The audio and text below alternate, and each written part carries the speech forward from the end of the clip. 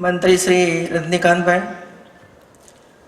श्री अलोरिया जी, Shri PC Thakur, Shri Radha Krishnan जी, श्री प्रमोद कुमार जी, श्री देवांशु गांधी जी, देश भर से आए हुए पुलिस बेड़े के सभी साथियों, भाइयों और बहनों, गुजरात की ओर से आप सबका मैं स्वागत करती हूँ।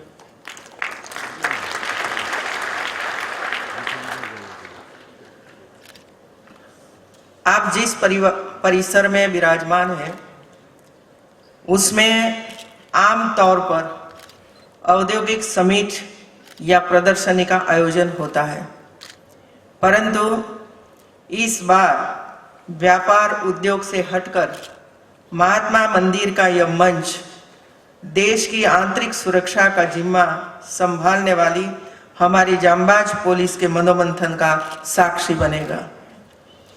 पुलिस साइंस कांग्रेस में पहली बार प्रदर्शनी का आयोजन भी इस वर्ष किया जा रहा है, जिसमें सुरक्षा, cyber security, forensic science security, equipments आदि विषयों से संबंधित टेक्नोलॉजी एवं नए प्रोडक्ट्स से आप रूबरू होंगे। खुशी की बात यह है, इस प्रदर्शनी में रक्षा उत्पाद से जुड़ा प्रतिष्ठित भारतीय संगठन DRDO भी भाग ले रहा है। All India police science Congress भारतीय पुलिस बेड़े की समस्याओं की चर्चा एवं भविष्य की दिशा तय करने का सर्वोच्च मंच है। पिछले 44 वर्ष से इस तरह के संवाद का आयोजन हो रहा है। हमारे लिए यह आनंद भी की बात है कि गुजरात तीसरी बार इस कांग्रेस को होस्ट कर रहा है। देश में नई सरकार के गठन के बाद जब समूचा देश एक अनूठी ऊर्जा की अनुभूति कर रहा है, तब पुलिस तंत्र भी इससे अछूता नहीं है। ऐसे में देश के पुलिस बल के सामने किस तरह की चुनौतियां हैं और किन दिशाओं में कार्य करने की जरूरत है, इसे लेकर मैं अपने कुछ विचार आपके समक्ष रखना चाहती हूँ। मेरे अनुसार सबसे पहली आवश्यकता यह है कि पुलिस एवं जनता के बीच संबंधों के एक सेतु का निर्माण हो। लोगों में पुलिस के प्रति खौफ के बजाय अपनेपन एवं विश्वास का भाव पैदा होना चाहिए। देश की सरहद की सुरक्षा जितना ही जरूरी मसला आंतरिक सुरक्षा का भी है। हमारे पुलिसकर्मी कड़ी धूप, ठंड एवं बरसात की परवाह किए बगैर अपना कर्तव्य निभाते हैं और कई बार फर्ज अदा करते हुए अपनी जान तक न्यौछावर कर देते हैं। लेकिन यह दुर्भाग्य की बात है कि हमारे समाज में सेना के लिए तो भरपूर सम्मान है, जबकि पुलिस के प्रति उतना सम्मान नहीं है। यह निश्चित रूप से आत्ममंथन का विषय है और इसका हल भी आप लोगों को मिलकर बैठकर ढूंढना होगा। गुजरात में हम बाल मित्र, महिला मित्र और सुरक्षा सेतु जैसे नए आयामों के जरिए पुलिस एवं समाज के बीच की खाई को पाटने का प्रयास कर रहे हैं। अन्य राज्यों में भी इस दिशा में प्रयास हो रहे होंगे। पुलिस एवं जनता एक दूसरे के पूरक बने, जन भागीदारी से समाज उपयोगी कार्य हो तथा कानून एवं व्यवस्था की स्थिति बेहतर बनी रहे, इस उद्देश्य के साथ हमने गुजरात में सुरक्षा सेतु सोसाइटी का गठन किया गया है। इसमें जनाभिमुख पुलिस संस्थाएं एवं सुविधा केंद्र का आयोजन, अपराधों की रोकथाम के लिए नागरिक सहयोग, टेक्नोलॉजी के उपयोग से पुलिस कल्याण प्रवृत्तियों आदि का समावेश होता है। मेरा तो यह भी मानना है कि पुलिस परिवार की महिलाएं, बहन बेटियों भी यदि पुलिस एवं समाज के बीच सेतु की भूमिका अदा करे तो न सिर्फ पुलिस की छवि में सुधार होगा, बल्कि विश्वास का एक नया माहौल भी इससे निर्मित होगा। बच्चे एवं विद्यार्थी जिम्मेदार नागरिक बने, कानून के प्रति सम्मान व्यक्त करें। इसके लिए राज्य पुलिस की ओर से युवाओं के चरित्र निर्माण के लिए स्टूडेंट पुलिस कैडेट का अनूठा प्रोजेक्ट हमने शुरू किया है। फिलहाल इसमें कक्षा 8वीं और 9वीं के छात्रों को शामिल किया गया है, परंतु आने वाले समय में हम कक्षा 10वीं, 11वीं और 12वीं के छात्रों को भी इस कार्यक्रम में शामिल करेंगे। कॉलेज में एनसीसी को प्रोत्साहन देने पर भी हम काम कर रहे हैं। दूसरी बात तो सांप्रत समय में मुझे अत्यंत जरूरी लगती है, वह है क्राइम डिटेक्शन और क्राइम प्रिवेंशन में आधुनिक टेक्नोलॉजी का इस्तेमाल। दुनिया एवं देश में नागरिकों की जीवन शैली, शिक्षा, समाज जीवन एवं टेक्नोलॉजी में जिस तेजी से बदलाव आ रहा है, जिससे तालमेल बिठाते हुए पुलिस बेड़े में भी बदलाव की आवश्यकता है और यह समय की मांग भी है। वर्षों पहले हमने इंटरनेट के जरिए होने वाले अपराधों की कल्पना भी नहीं की होगी, परंतु आज हम देखते हैं कि देश के प्रत्येक राज्य में इंटरनेट से संबंधित अपराध के लिए अत्याधुनिक साइबर सेल गठित किए गए हैं। सोशल मीडिया का लगातार बढ़ता उपयोग एवं स्मार्ट गैजेट्स के दिनों दिन बढ़ते इस्तेमाल को देखते हुए इस दिशा में अभी काफी कुछ करने की जरूरत है।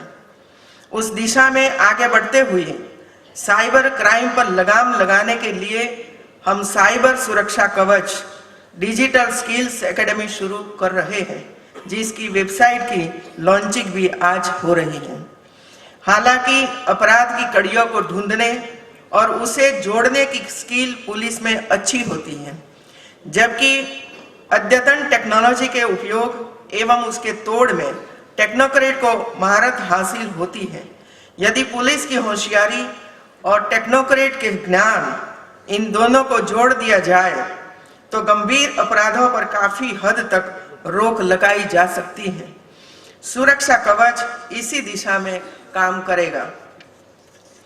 इसी तरह फॉरेंसिक साइंस की उपयोगिता से भी हम इनकार नहीं कर सकते।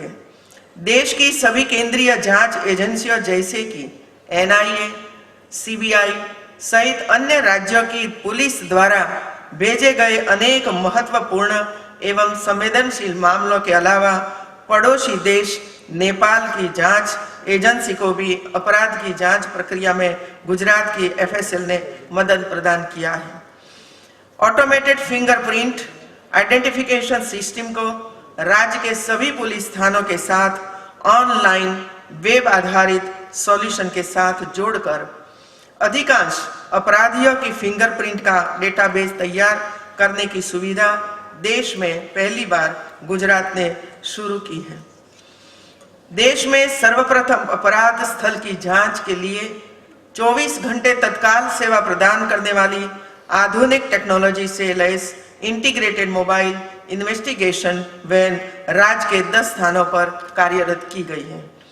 इस वर्ष के बजट में पुलिस एवं एफएसएल के आधुनिकीकरण के लिए हमने 140 करोड़ रुपए का प्रावधान किया है।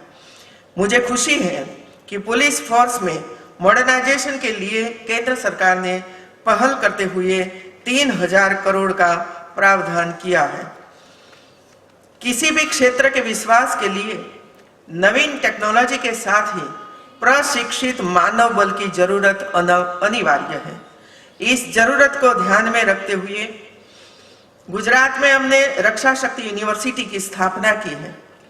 नए अभिगम के साथ स्थापित की गई इस यूनिवर्सिटी में युवाओं को सुरक्षा क्षेत्र के लिए जरूरी कौशल से सुसज्जित किया जाता है। इसी तरह वर्तमान परिस्थितियों एवं भविष्य को ध्यान में रखते हुए फॉरेंसिक साइंस का महत्व स्वीकारते हुए राज्य सरकार ने फॉरेंसिक साइंस यूनिवर्सिटी की स्थापना भी की है। साइबर क्राइम को सुलझाने की विविध अत्याधुनिक टेक्नोलॉजी से सुसज्ज होने के कारण इस विभाग की साइबर क्राइम प्रयोगशाला देश की अग्रगण्य प्रयोगशाला बनी है। आज लॉन्च किया गया साइबर क्राइम इन्वेस्टिगेशन का सर्टिफिकेट कोर्स भी इसी दिशा में हमारा नवीन प्रयास है। एक बात पर चर्चा करनी जरूरी है, वह है इंटर स्टेट पुलिस कोऑर्डिनेशन। कई बार ऐसा होता है जब गुजरात में से कोई वाहन चोरी होकर राजस्थान पहुंच जाता है, जहां उसके स्पेयर पार्ट्स निकालकर बेच दिए जाते हैं। ऐसे मामले में दोनों राज्य की पुलिस आरोपियों को शिकंजे में लेने में असफल रहती है और जटिल अपराधों को सुलझा नहीं पाती। यह तो एक छोटा सा उदाहरण है। ऐसे अनेक बड़े मामलों का आप सभी लोगों को रोजाना सामना करना पड़ता होगा। इसका एकमात्र निराकरण इंटर स्टेट पुलिस कोऑर्डिनेशन है। कई बार देखने में आता है कि एक राज्य की पुलिस दूसरे राज्य की पुलिस के साथ जानकारी साझा नहीं करती।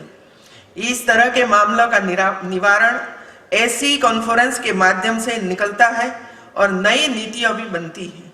अहमदाबाद क्राइम ब्रांच द्वारा पिनाक सॉफ्टवेयर विकसित किया गया है, जिसमें आरोपियों की तस्वीरों के साथ कुल 33 तरह की जानकारियों को डिजिटाइज किया गया है। इस तरह यदि सभी राज्यों का डेटा ऑनलाइन हो तो जटिल अपराधों को सुलझाना आसान हो जाएगा। आज देश के कई राज्य आंतरिक सुरक्षा की कड़ी चुनौतियों का सामना कर रहे हैं। कहीं माओवाद की चुनौती है तो कोई राज्य तटीय सुरक्षा की चुनौतियों का सामना कर रहा है। इसके अलावा आतंकवाद का खतरा तो है ही। ऐसे में देश के राज्यों के बीच आपसी समन्वय बेहद जरूरी बन जाता है। महिला सुरक्षा की चुनौती आज लगातार बढ़ती जा रही है। गुजरात सरकार महिला सुरक्षा को लेकर अत्यंत जागरूक है। मुझे यह कहते हुए गर्व हो रहा है कि गुजरात की महिला सुरक्षा की मिसाल अन्य राज्यों में दी जाती है। गुजरात ऐसा राज्य है जहां कोई भी महिला या बेटी रात को अकेले अपने वाहन पर बेखौफ होकर घूम सकती है। वुमेन सिक्योरिटी इंडेक्स में गुजरात देश में अव्वल है। महिला सुरक्षा को सुनिश्चित करने के लिए राज्य स्तर पर सीआईडी क्राइम में महिला सुरक्षा सेल कार्यरत किया गया है। इसके अलावा राज्य एवं जिला स्तर पर और मंडल स्तर पर महिला सुरक्षा समिति का गठन किया गया है, जो महिला सुरक्षा से संबंधित विविध कार्य करती है। 3 दिन पूर्व महिला दिवस के अवसर पर गुजरात सरकार की ओर से महिला हेल्पलाइन अभयम 181 का राज्य स्तर पर विस्तरण किया गया और इसे जीवीके के साथ जोड़ा गया है। इस हेल्पलाइन के जरिए पीड़ित माता बहन बेटियों को फौरन सहायता उपलब्ध कराई जाएगी और मुश्किल घड़ी में उसकी मदद के लिए पुलिस तत्काल उसके पास पहुंचेगी। इसके अलावा पीड़ित महिला की सहायता के लिए 1091 हेल्पलाइन भी प्रत्येक जिलों में कार्यरत है। महिला पुलिस पर भरोसा जताते हुए एवं उसे विशेष महत्व देते हुए हमने गुजरात में अब तक 25 महिला पुलिस स्टेशन बनाए हैं। 9 पुलिस स्टेशन में स्पेशल वुमेन सेल का निर्माण किया है। महिलाओं को लेकर अब तक एक घिसी-पिटी मान्यता यह थी कि पुलिस फोर्स जैसे क्षेत्र में महिलाओं का कोई स्थान नहीं है, परंतु समय के साथ हम देख रहे हैं कि पुलिस फोर्स में महिलाओं की भागीदारी निरंतर बढ़ती जा रही है। अपराधियों के साथ मोर्चा संभालने से लेकर कंट्रोल रूम में बैठकर समन्वय का कार्य करने में महिलाओं ने अपनी क्षमता का बखूबी प्रदर्शन किया है। मेरा ये मानना है कि पुलिस फोर्स में महिलाओं की ज्यादा से ज्यादा भर्ती हो तो ये महिलाएं पुलिस तंत्र के कायापलट के लिए चेंज एजेंट साबित हो सकती है और इससे पुलिस की कठोर छवि में भी संवेदना का, मातृत्व का स्पर्श दिया जा सकेगा। पुलिस में महिलाओं की भागीदारी बढ़े, इसके लिए गुजरात सरकार ने पुलिस भर्ती में महिलाओं के लिए 33% आरक्षण का प्रावधान किया है।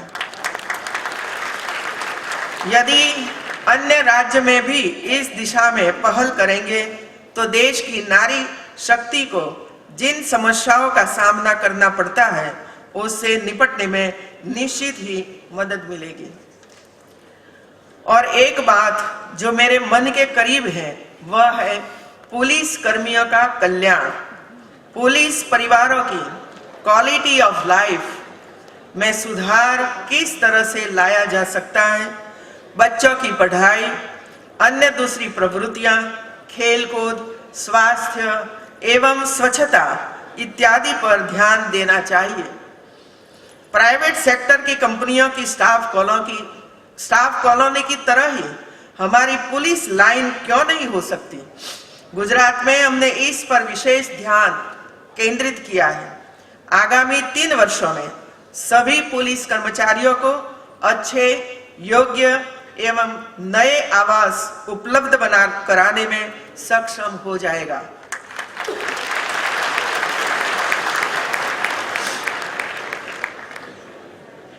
यहां मैं बताना चाहती हूं कि रक्षाबंधन का वह दिन भी मेरे लिए बहुत अहम है, जब मैं अपनी सुरक्षा कर्मियों की कलाई में रक्षा सूत्र बांधती हूं। देश की आंतरिक सुरक्षा के महत्वपूर्ण कार्य में जुटी पुलिस के अफसर एवं जवान कई बार अपना कर्तव्य निभाते हुए शहादत को प्राप्त होते हैं। ऐसे जांबाज पुलिस कर्मियों की शहादत को चिर स्मरणीय बनाने के लिए केंद्र सरकार ने पुलिस मेमोरियल के निर्माण का फैसला किया है और इसके लिए 50 करोड़ रुपए का प्रावधान भी कर दिया गया है, जो कि पुलिस वेलफेयर के लिए केंद्र सरकार की प्रतिबद्धता को दर्शाता है। आज देश भर के पुलिस बेड़े के उच्च अधिकारी गुजरात के मेहमान बने हैं और आप सभी आने वाले दिनों में अपराध की रोकथाम और उन्हें सुलझाने तथा टेक्नोलॉजी की उपयोगिता के विषय पर चर्चा करने वाले हैं। प्रधानमंत्री जी ने गुवाहाटी में ऑल स्टेट डीजी कॉन्फ्रेंस में पुलिस वेलफेयर एवं बदलाव के लिए बेहद उत्तम मार्गदर्शन दिया था और स्मार्ट पुलिस की एक नई व्याख्या दी थी। मुझे विश्वास है कि आप उसका अनुसरण करेंगे, इसलिए उन बातों को मैं दोहराऊंगी नहीं। अब तक तो राज्य एवं केंद्र के बीच के संबंधों पर सवाल उठते रहे हैं, लेकिन अब कोऑपरेटिव फेडरलिज्म एवं टीम इंडिया की एकता की भावना के चलते यह मुद्दा भी सुलझ गया है। प्रधानमंत्री जी ने प्रत्येक राज्य को 10% ज्यादा फंड प्रदान किया है। इसके चलते राज्यों को प्रत्येक क्षेत्र में ज्यादा सक्षम बनने में सरलता रहेगी। आर्थिक प्रगति एवं शहरीकरण के चलते आने वाले वर्षों में प्रॉब्लम्स ऑफ प्रॉस्पेरिटी की नई चुनौतियां आप सबके सामने होगी। मुझे विश्वास है कि आप सभी यहाँ जो विचार विमर्श करेंगे और उसका जो निष्कर्ष निकलेगा उससे हम भविष्य में होने वाले अपराध एवं सामाजिक समस्याओं को बेहतर ढंग से समझ पाएंगे और उन समस्याओं से निपटने के लिए अधिक सुसज्ज होंगे। एक बार फिर इस 3 दिवसीय समारोह में गुजरात में आप सभी का स्वागत करती हूं और यह समारोह सफलतापूर्वक संपन्न हो ऐसी मंगल कामना व्यक्त करती हूं।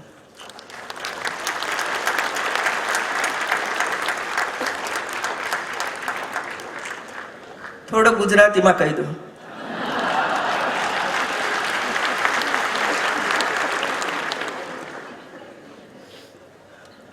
मित्रों, સૌથી પહેલા સમાજ અને બધા જ પોલીસની ટીકાઓ કરતા રહેતા હોય છે, પણ પોલીસની સમસ્યાઓ શું છે એમના પરિવારોની સમસ્યાઓ શું છે એના તરફ ધ્યાન ઓછું જતું હોય છે, સમાજનું પણ ઓછું જતું હોય છે અને સરકારોનું પણ ઓછું જતું હોય છે અને ઉચ્ચ સ્થાન ઉપર બેઠેલા અધિકારીઓનું પણ ઓછું જતું હોય છે.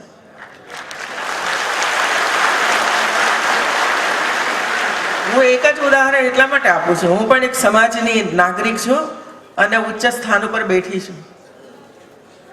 મારી માન્યતા હંમેશા એ રહી છે કે પહેલા પગાર ક્લાસ 4 ને થાય પછી જ ઉપલા અધિકારીઓને થાય.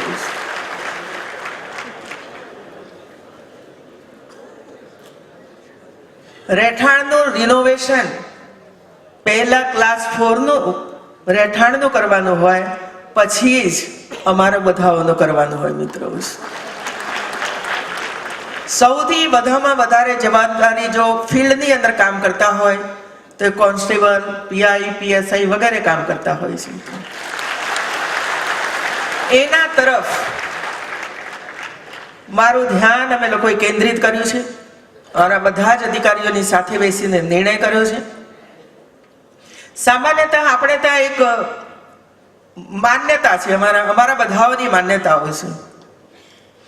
હું જ્યારે પીડબ્લ્યુ વિભાગની મંત્રી હતી અને અમને 4,000 કરોડ રૂપિયા રોડ બનાવવા માટે, બ્રિજ બનાવવા માટે આપવામાં આવતા હતા. પરાપૂર્વ એક પદ્ધતિ ઊભી થઈ હતી કે 4,000 કરોડનું આપણે પ્લાન કરવાનો. પણ આપણને બધાઓને ખબર છે કે જમીન સંપાદનમાં, વૃક્ષો ખસેડવામાં અને બીજી બધી કામગીરી કરવાની અંદર 6-8 મહિના તો નીકળી જાય છે. તો તમે 4,000 કરોડનો પ્રાવધાન કરવા છતાં પણ 50%થી વધારે ખર્ચ નથી કરી શકતા. તો આપણે 2 ગણું યા અઢી ગણું પ્લાનિંગ શું કામ ન કરી શકીએ? અને એટલા માટે 4,000 કરોડના બદલામાં હું 10,000 કરોડનું પ્લાનિંગ કરાવતી હતી અને એટલે 110% રકમ એક જ વર્ષની અંદર પીડબ્લ્યુડી વિભાગ કરી શકતો હતો. મેં આ જ વાત મારા અધિકારીશ્રીઓને કહી છે કે આપણે જો રહેઠાણના મકાનો બનાવવા માટે 400 કરોડ રૂપિયા આપતા હોઈએ તો તમે 800 કરોડનું પ્રાવધાન કરો ભાઈ, પ્લાનિંગ કરો 800 કરોડ રૂપિયાનું. તો કેટલીક જગ્યાએ જમીન મળી ગઈ હશે તો તાત્કાલિક મકાનો બની જશે, ક્યાંક જમીનના સંપાદનના પ્રશ્નો હશે તો થોડુંક એમાં લેટ થશે, પણ કમસે કમ તમે 400 કરોડ રૂપિયા તો એક જ વર્ષની અંદર મકાનો બાંધીને વાપરી શકશો. મિત્રો, આ દરેક વિભાગના અધિકારીશ્રીઓએ આ સમજવાની આવશ્યકતા છે. મિત્રો, બીજો, એક વાર હું ખેડબ્રહ્મા જતી હતી ત્યારે પોલીસ લાઇનમાં જ હેલિપેડ હતું અને એટલે હું ત્યાં ઉતરીને મને કહેવામાં આવ્યું હતું કે આ પોલીસ લાઇનમાં જ હેલિપેડ છે.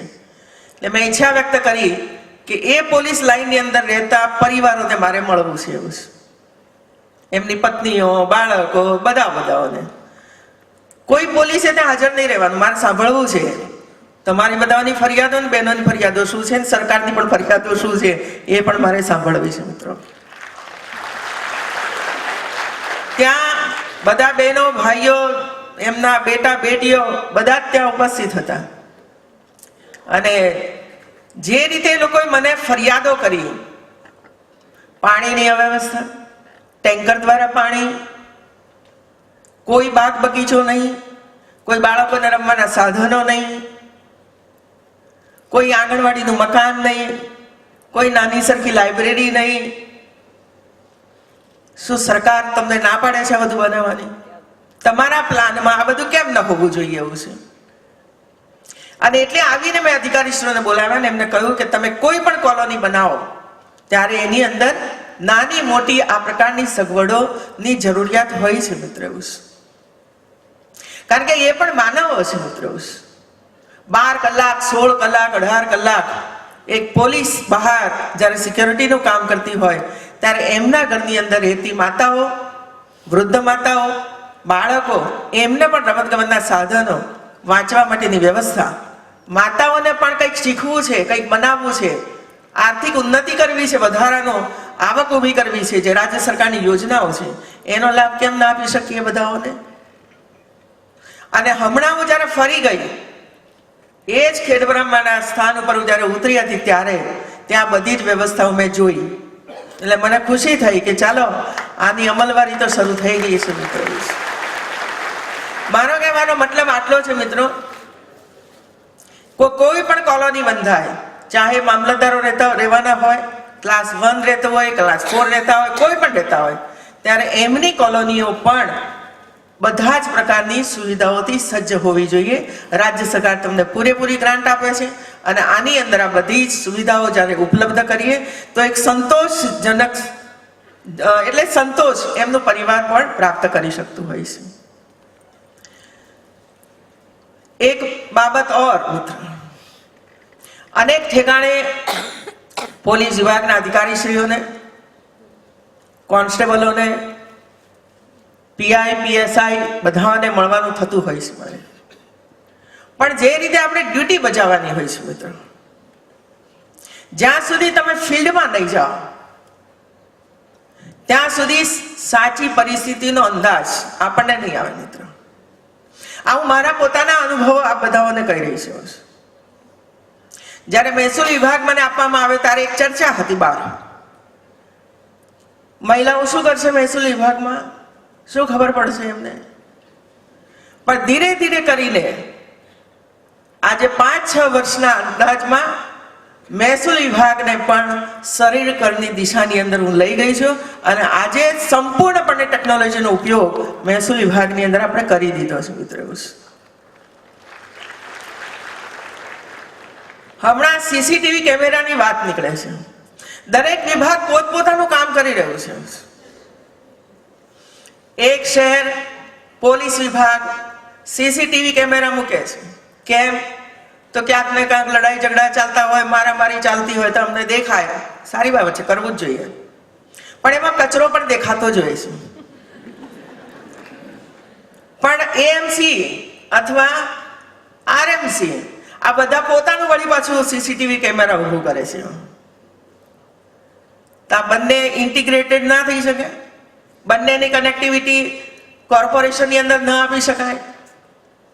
અને ત્રીજું, હમણાં ટ્રાફિક વાળા શરૂ કર્યું કે ટ્રાફિકની પણ અમે આવી વેબસાઇટ બનાવીએ, સીસીટીવી કેમેરા મૂકીએ. મેં કહ્યું અહીં ટ્રાફિકે દેખાય ભાઈ, સીસીટીવી કેમેરામાં ટ્રાફિકે દેખાશે, કચરોય દેખાશે, સ્કૂલની વાન જતી હશે એ પણ દેખાશે, સ્કૂલ પણ દેખાશે, બાળકો દેખાશે, મહિલાઓ દેખાશે, બધા દેખાશે. પણ આ બધાઓની કનેક્ટિવિટી જે તે વિભાગ લઈ લે તો ઓછા ખર્ચની અંદર બધી વ્યવસ્થાઓ ઊભી થઈ જાય, બધી વ્યવસ્થા ઊભી થઈ જાય છે. ત્રણેયનો અલગ અલગ ખર્ચ કરીને ફાયદો શું આપણને? કામ તો એક જ થવાનું છે. અને એટલા માટે ઇન્ટિગ્રેટેડ રોલ, આવી વ્યવસ્થાઓ જુદી જુદી ન કરતા આમાં કેટલી આપણો ખર્ચ તો બચી જાય છે, પરંતુ બધી જ બાબતોની જાણકારી એ દરેક વિભાગના અધિકારીશ્રીઓને પ્રાપ્ત થઈ જતી હોય છે. તો આવી બાબતોનો ધ્યાન બધા વિભાગના અધિકારીશ્રીઓ સાથે બેસીને કરે, કોર્પોરેશન સાથે રહે, પોલીસ સાથે રહે, ટ્રાફિકનું કામ કરનાર પણ સાથે રહે, ક્યાંક સ્કૂલોના અધિકારીશ્રીઓ હોય તો એ પણ સાથે રહે. તો આ બધા સાથે મળીને જો આ બનાવી દે સીસીટીવી કેમેરા આખા રાજ્યની અંદર ક્યાં ક્યાં કરવા છે તો ઘણા બધા પ્રશ્નોનું એક સાથે હલ થઈ જાય મિત્રો. કચરો પડ્યો હોય તો કહેવાય ફલાણા ઠેકાણે કચરો પડ્યો છે, વાન જશે સફાઈ કરાવી દેશે, બીજો કોઈ પ્રોબ્લેમ ઉભો જ ન થાય મિત્રો. તો આ જે પરિસરમાં આપ સૌ બેઠા છો, આપણે દિલ્હી અને આખા દેશભરમાંથી જ્યારે અધિકારીશ્રી અહીં આવ્યા છે ત્યારે ગુજરાતને એક મોડેલ રાજ્યના રૂપમાં આખો દેશ અને વિશ્વ જાણતું હોય છે, ત્યારે માત્ર આટલું તમને બધાને કહેવાનું છે કે આ જે આખું પરિસર છે 186 દિવસમાં પૂર્ણ કરવામાં આવ્યું હતું. આ ટેકનોલોજીનો ઉપયોગ વિચારો, આ બધા 186 દિવસની અંદર આ કામગીરી પૂર્ણ થઈ હતી. અને બાજુમાં એક ટેકનોલોજીનો ઉપયોગ કરીને આઝાદીના આંદોલનની અંદર દેશભરના આપણા નેતાઓએ, આપણા મહાપુરુષોએ ભાગ લઈ અને દેશને આઝાદી અપાવી. અને એની અંદર જે કોઈ ઘટનાઓ બની હતી એ તમામ ઘટનાઓને ટેકનોલોજીના માધ્યમ દ્વારા ત્યાં પ્રદર્શિત કરવામાં આવી છે. હું ઈચ્છું છું કે જે કોઈ બહારથી દેશભરમાંથી અધિકારીશ્રીઓ આવ્યા છે એ બધા જ એને જુએ, સ્ટડી કરે અને ટેકનોલોજીનો ઉપયોગ કેવી બહેતર રીતે થઈ શકે છે એનું એક ઉત્તમ ઉદાહરણ પણ છે. કોઈ પણ જગાએ જ્યારે જતા હોઈએ ત્યારે એ રાજ્યની અંદર વધારે સારું શું બન્યું છે, વધારે કયા પ્રકારના પ્રોજેક્ટ બન્યા છે, જેનો લાભ સમાજને કેવી રીતે પ્રાપ્ત થયો છે એનો સ્ટડી કરીને પોતપોતાના રાજ્યની અંદર જો એનો આપણે ઉપયોગ કરીએ તો ઓછા સમયની અંદર વધારે સારું કામ આપણે કરી શકતા હોઈએ છીએ.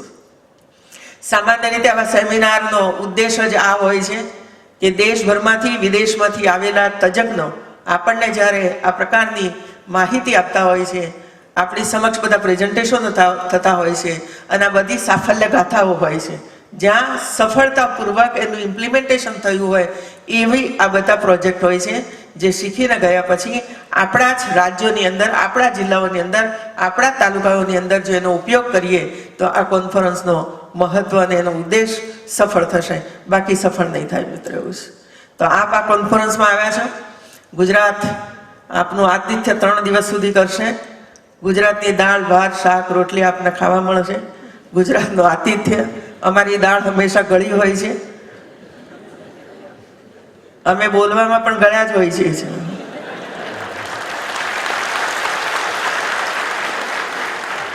અને સાચી વાત કહેતા અચકાતા નથી હોતા. આખરે તો દેશના ભલા માટે હોય છે, રાજ્યના ભલા માટે હોય છે.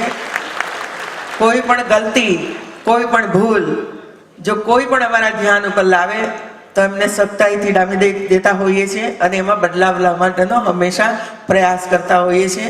આપ બધા જ જ્યારે દેશભરમાંથી અહીં આવ્યા છો ત્યારે આપ ખુશી ખુશી 3 દિવસ અહીં રોકાઈને ગુજરાતની જનતાને પણ નવું શું કરવાની આવશ્યકતાઓ છે એ પણ 3 દિવસ પછી 4થા કે 5મા દિવસે મારો સમય લઈને મારા અધિકારીશ્રીઓ મારી પાસે આવે એ નવું શું કરવા જેવું છે અને એની પણ અમલવારી આપણે જરૂર આપણા ગુજરાતની અંદર કરીશું. ધન્યવાદ.